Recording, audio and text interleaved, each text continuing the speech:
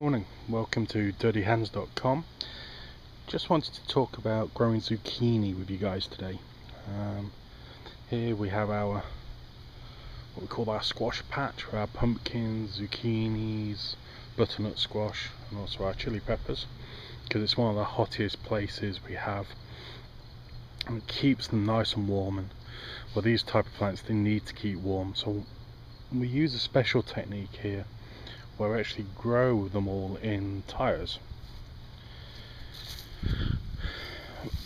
And we have various kinds of tires with various depths. From at the back there for the pumpkins we have very large truck tires, through to here for the squashes just small regular tires. Now what that does is that holds in the moisture, but it also holds in a lot of heat, which means we can plant a lot earlier than normal, because these will hold the heat in and warm the soil up.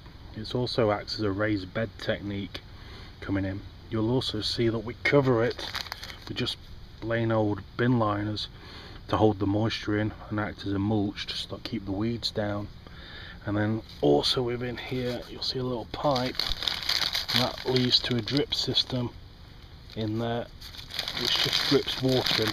I have that on a timer system which allows me to set it to 30 minutes to an hour, and that just drip feeds in about 2 gallons of water. Very easy, especially when you're dealing with this kind of size of plants. I'm not walking backwards and forwards and doing a quick water. It's a very slow process without me actually having to touch it, all based on a $4 timer from Walmart, so that's all good.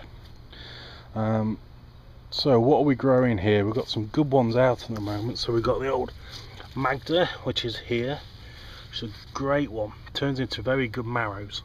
My favourite is for stuffing those ones, they're really good for that. And also our zucchini brownie recipe, which you'll see on the site.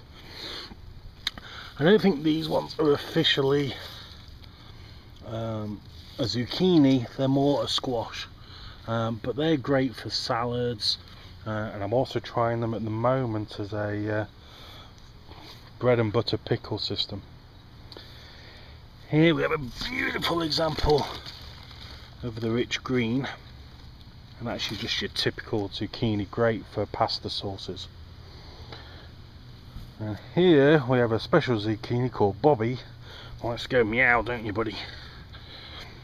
And then down here, one of my favourites is the yellow zucchini.